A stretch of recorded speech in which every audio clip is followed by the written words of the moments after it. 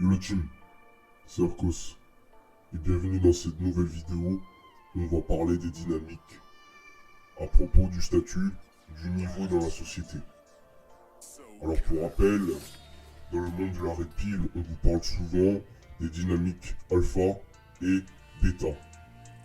Et aussi on vous parle des dynamiques, un peu dans le même sujet, chez les oméga et les sigma. En gros, je viens vous faire une vidéo pour vous décrire rapidement quel est ce type de personnes, comment on les reconnaît et quels sont leurs traits de personnalité. Et je donnerai également mon avis à la fin de la vidéo sur cette fumisterie. Parce que oui, il y a des choses à dire à propos de cela. Bref, commençons la vidéo. On ne perd pas plus de temps. Donc, dans la société, on retrouve les omégas. Alors qu'est-ce que c'est les omégas? Les omégas, ce sont des personnes catégorisées comme faibles, c'est-à-dire que ces personnes n'ont aucune ambition, ils ne travaillent pas, ils sont déscolarisés, ils sont dépressifs et ils voient le monde sous un angle chaotique. C'est un peu comme je disais dans la dernière vidéo, comme si c'était des black pills. Or forcément, c'est pas forcément des black pills, mais ils ont un petit peu ce même trait de personnalité. Ces personnes-là, on peut les identifier comme par exemple des tanguis. Les tanguis, c'est quoi? Ce sont des personnes ayant un âge où on peut être potentiellement libre financièrement et vivre solo de façon autonome. En gros, pour me faire court, c'est des adultes qui vivent encore chez leurs parents et qui comptent rester pendant un certain temps, puisque ces personnes ne font rien pour trouver du travail et pour essayer de partir chez leurs parents. Alors je dis pas que si t'as forcément 18 ans, t'es forcément un tanguy, parce que l'immobilier est de plus en plus cher. Moi personnellement, j'ai bientôt avoir 18 ans, et personnellement, je suis pas prêt de sortir de chez mes parents avant 20 ans. Mais l'idéal, c'est de sortir le plus vite possible chez ses parents quand on commence à acquérir des ressources. Et là, quand je vous parle des tanguis, c'est bien évidemment des personnes qui ont plus de 24, 25 ans, voire même 30 ans, et qui vivent encore chez leurs parents. Bien évidemment, dans les omégas, on retrouve également les dépressifs, où les gens vivent trop dans leur confort. Donc dans les scolarités, on peut trouver beaucoup d'omégas, c'est-à-dire des personnes qui ne parlent pas beaucoup, qui sont invisibles, qui ne peuvent pas s'affirmer. Et c'est un peu comme le gars que tu vas retrouver tout seul, en train de rôder, en train de tourner à droite à gauche, qui parle à personne, ou qui reste dans son coin et qui n'a aucune interaction sociale. Du moins, l'oméga est une personne ayant des compétences sociales assez peu développées et il n'éprouve pas la capacité, ou du moins pas encore, de s'intégrer socialement. En gros, pour vous faire court, les omégas sont des personnes catégorisées comme faibles dans la société, qui sont en dehors de la société, tout simplement. C'est un peu comme des parias, entre guillemets. Bien que, généralement, c'est soit eux qui se mettent dans ce cas-là, parce qu'ils n'ont pas l'habilité de se faire connaître socialement, ou de s'intégrer dans la société, ou tout simplement ils n'en ont pas envie. Ou alors c'est parce que ce sont des parias. Ensuite, je vais vous parler de la dynamique sigma, qui est pareil, qui est dans la même dynamique que les omégas, puisque les sigma sont des introvertis. Attention, parce que beaucoup de gens dans la société te mettent dans des cases quand tu te retrouves tout seul ou que tu fais des choses tout seul. Ils s'imaginent que tu es un paria parce que tu es tout seul, or que ce n'est pas forcément le cas. Moi personnellement, je suis quelqu'un d'assez introverti, mais qui est social. C'est-à-dire que je peux utiliser mes compétences sociales à mon avantage pour négocier, pour m'exprimer, pour m'imposer socialement lorsque c'est le cas, même si tout le monde n'est pas d'accord avec moi, même si tout le monde est contre moi même. En gros, pour vous faire court, le sigma réagit de cette manière, c'est-à-dire que le sigma il se fiche de la vie des autres, il n'en a strictement rien à foutre. de ce que le monde pense de lui. Le sigma, lui, plutôt concentré sur ses projets, il travaille et il fait tout pour acquérir son prime. C'est-à-dire, si par exemple il est jeune, il va plutôt bosser sur ses études. S'il aime faire des vidéos, il fera des vidéos. S'il aime dire ce qu'il pense, il dira ce qu'il pense. Et peu importe le nombre de validations sur internet, peu importe le nombre de vues. Le sigma, lui, même s'il dit des vérités ou il dit des choses qui dérangent, il en aura rien à foutre. Parce que le sigma, bien que il sait qu'il y aura des conséquences, il sait très bien que tant que ça l'arrange et qu'il fait chier personne, le sigma se dit à quoi bon, je fais ce que je veux. Bah non, de toute manière, c'est pas les gens qui vont me nourrir, donc à quoi bon. Le sigma, lui, il va pas attendre la validation des autres. Il va faire ce qui l'enchante et il va poursuivre ce que son instinct lui dit. Si par exemple son rêve c'est de devenir graphiste, il va faire tout son possible pour travailler des compétences de graphisme. Il va essayer de se faire connaître sur internet et il s'y prépare potentiellement qu'il n'ait pas beaucoup de validation.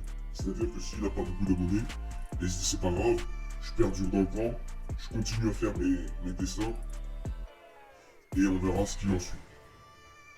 Le sigma lui aussi, c'est quelqu'un qui sait s'imposer socialement, bien qu'il est introverti et qu'on peut le retrouver souvent tout seul en train de travailler.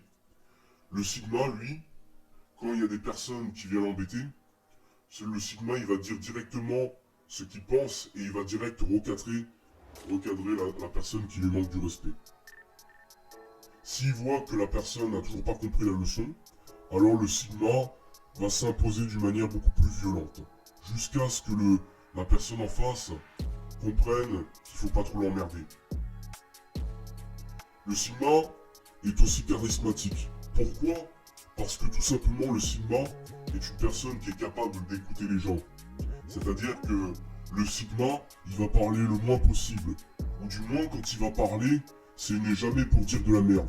Et puis même s'il veut dire une blague et que tout le monde ne rigole pas, ben il en a rien à foutre.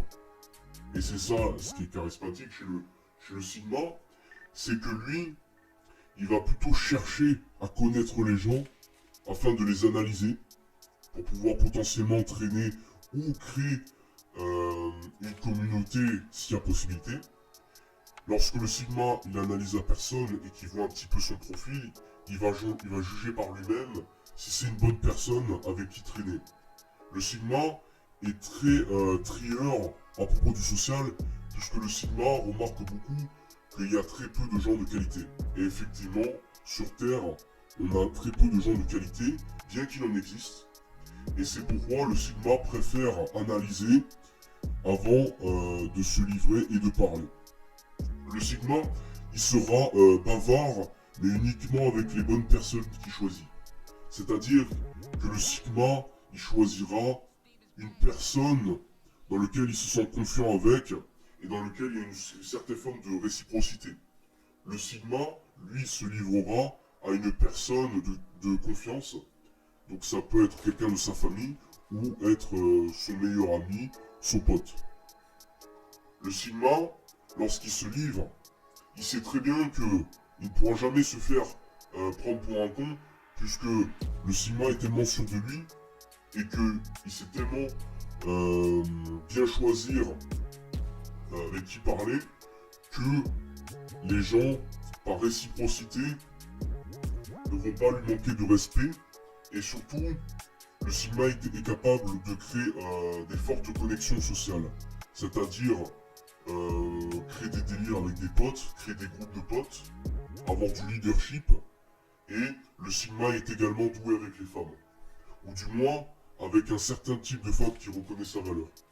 Beaucoup de femmes, quand tu es sigma, ne vont pas reconnaître ta vraie valeur, tout simplement parce que les femmes de la société, surtout les femmes de la société occidentale, notamment les françaises, elles vont juger par rapport au regard des gens. Ça veut dire que si tu es perçu comme un paria parce que tu es introverti, les filles vont te next. Mais quand elles t'analysent ou qu'elles viennent te parler, elles réalisent qu'en fait, tu n'es pas un gars chelou en fait. T'es juste un mec qui est concentré sur ta vie et qui n'en a rien à foutre de ce que pensent les gens. Et potentiellement, la fille, elle peut voir de la valeur en toi et donc ça pourrait potentiellement l'attirer sexuellement. Le Sigma est aussi très capable de procurer des émotions avec les filles, tout simplement parce qu'il est capable de les écouter et de répondre en fonction des discussions que lance la fille. C'est-à-dire, il peut potentiellement lancer une blague ou la disqualifier. Quand je dis la disqualifier, c'est-à-dire lui lancer un petit pic pour justement faire varier les émotions, que ce soit positif ou négatif. Pour que justement la meuf, elle ressente une sensation de perte ou de gain de la confiance du Sigma. Ce qui est pourquoi les Sigma excitent les meufs, tout simplement. De deux, donc dans la dynamique des extravertis, c'est-à-dire les bêtas et les alphas, c'est à peu près la même chose. Sauf que les bêtas sont des personnes qui est des personnes lambda. Donc en gros, c'est l'homme du quotidien. Et le bêta, il n'est pas intéressant aux yeux des femmes et ne les excite pas du tout en fait. Les femmes généralement, mais les bêtas sous un plan B au mieux et au pire dans la friendzone. Ce qui arrive souvent pour le cas des bêtas. Le bêta, lui, c'est une personne qui est extra dépendant des autres, qui cherche de la validation sociale tout en étant dans l'espoir de devenir un alpha, ou du moins c'est son idéal, puisque le bêta admire l'alpha, puisqu'il voit très bien que l'alpha a des succès avec les femmes, et donc implicitement le bêta va avoir des succès avec les femmes, en devenant justement un alpha. Le bêta, lui, c'est une personne par défaut, et c'est pas forcément quelqu'un de pauvre, un bêta. On a déjà vu plusieurs études de cas, donc dont on a vu partout. On peut prendre le cas de Will Smith. Je vais pas trop parler de lui parce que tout le monde en a déjà parlé, on l'a déjà assez déglingué pour rien avec sa femme Jada. Mais en fait, le bêta, lui, il n'a pas de force de caractère, c'est-à-dire que le bêta, il sera pas capable de s'affirmer. C'est-à-dire que quand il ressent un manque de respect vis-à-vis d'une personne, le bêta sait très bien que ça lui fait chier par rapport au manque de respect que lui a fait la personne. Mais le bêta ne va pas lui dire, va pas lui faire sous-signer que la personne lui a manqué de respect. Tout simplement parce que le bêta a tout simplement peur de la perdre. Peur de perdre la fille ou peur de perdre son groupe de potes. En gros, pour faire simple, le bêta a peur d'être un paria parce qu'il dit ce qu'il pense et il a peur aussi de se faire rejeter par la meuf. C'est pourquoi le bêta se fera souvent manquer de respect, tout simplement parce qu'il est incapable de s'affirmer en société. Le bêta également, il aura une vie par défaut et il pensera par rapport à ce que lui impose la narrative mainstream. C'est-à-dire que ce ne sera pas forcément un blue pill, il y a des blue pill qui sont bêta, qui sont la majorité des gens dans la société, mais il y a aussi des bêta red pill, qui suivent la narrative des red pilliens, et notamment des red pilliens qui sont plus dans la black pill qu'autre chose. Et ces bêtas, ils vont acquérir tout ce savoir de la réalité, mais comme je vous ai dit dans la précédente vidéo, ils ne vont pas l'utiliser à leur avantage, ils vont toujours utiliser ce savoir pour critiquer ou pour se trouver des excuses. Enfin bref, le bêta n'est pas quelqu'un qui va chercher à régler des solutions tout simplement parce que c'est trop difficile ou que c'est trop inconfortable. Donc le bêta par défaut est quelqu'un qui va rester dans sa zone de confort. Maintenant parlons du bêta, enfin de l'alpha pardon. Parlons de l'alpha.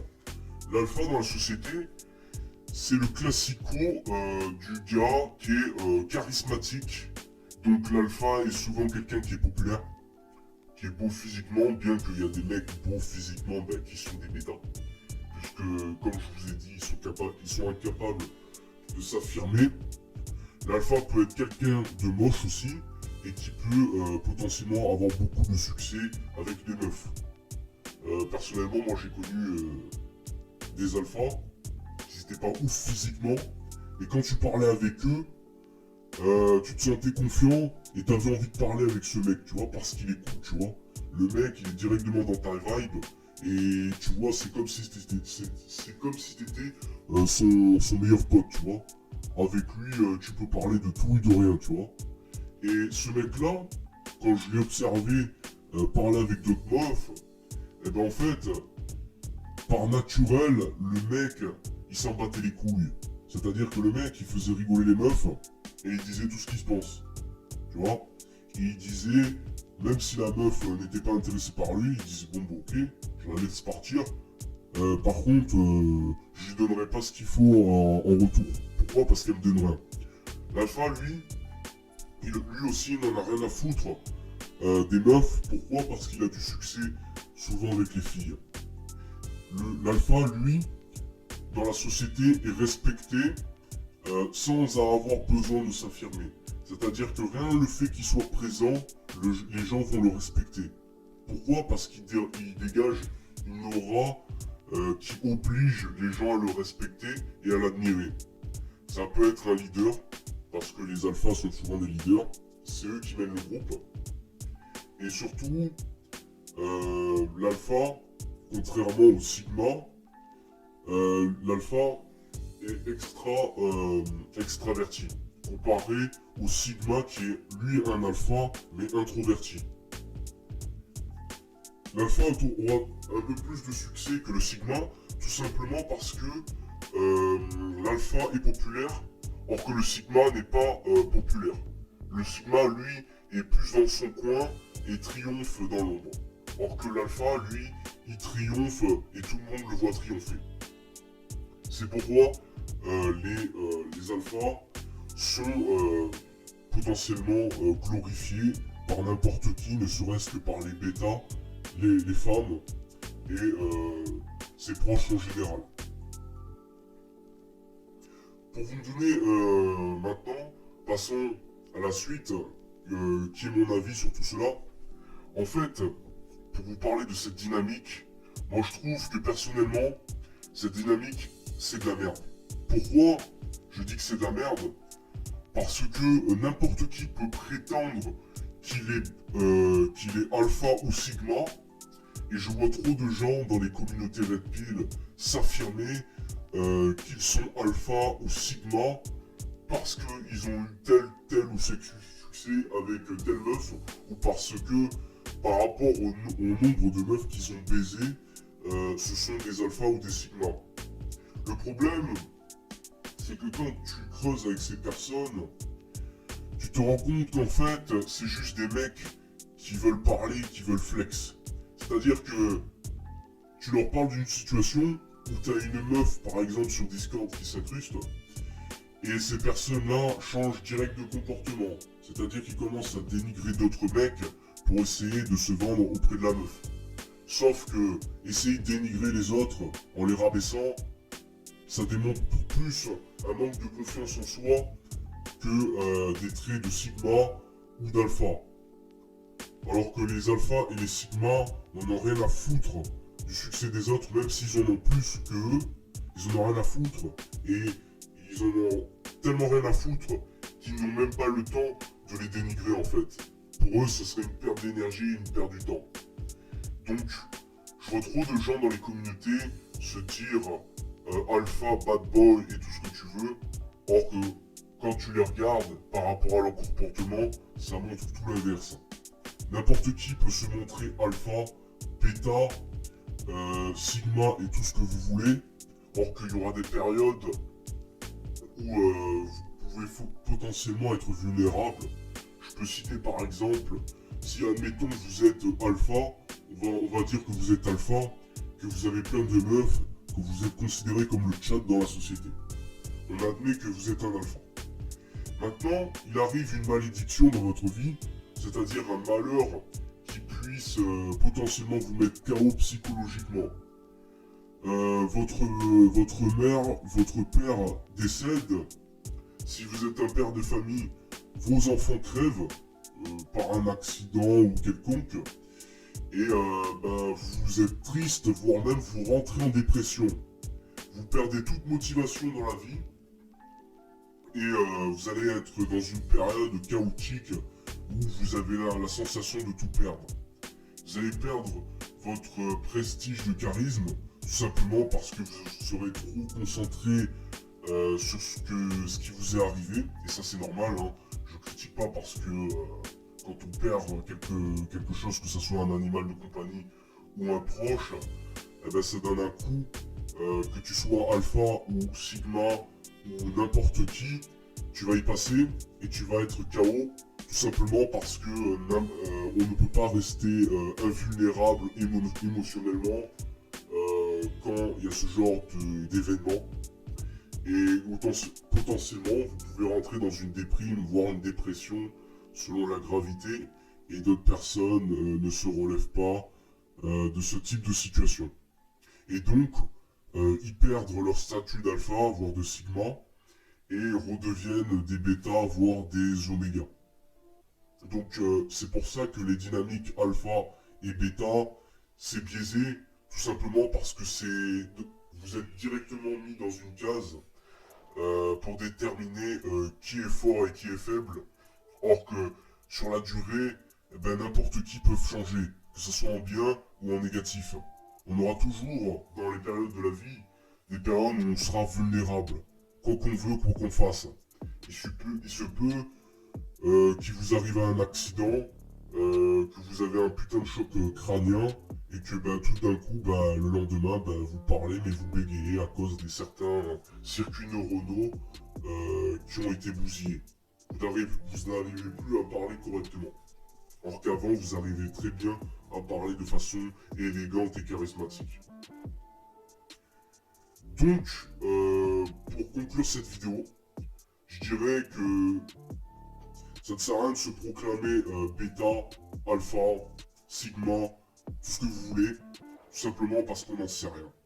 Moi, personnellement, si on me demande le cas, je dirais plutôt que j'en sais rien en fait, parce qu'il y a des périodes où je suis très faible, et il y a des périodes où je suis très fort, où j'admire tout le monde, et il y a des périodes où j'admire personne, et c'est comme ça, telle est la vie, en fonction de ton humeur et de ta discipline.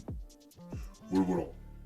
Sur ce, ou du moins pour rester alpha ou sigma sur la durée, ce qu'il est conseillé, c'est surtout bosser sur ses projets tout en s'en battant les couilles des avis des autres. C'est le meilleur moyen de garder son prestige de valeur pour montrer que vous êtes tout simplement quelqu'un de valeur. Parce qu'une personne de valeur se fiche s'il est alpha ou sigma. Lui, ce qui compte pour lui, c'est sa réussite et ses objectifs. Bref, sur ce, merci d'avoir écouté ce podcast. N'hésitez pas à partager, d'histoire de me faire connaître un petit peu, ou à partager si vous vous reconnaissez dans ça. Et puis sur ce, tchuss et à très bientôt pour de nouvelles vidéos.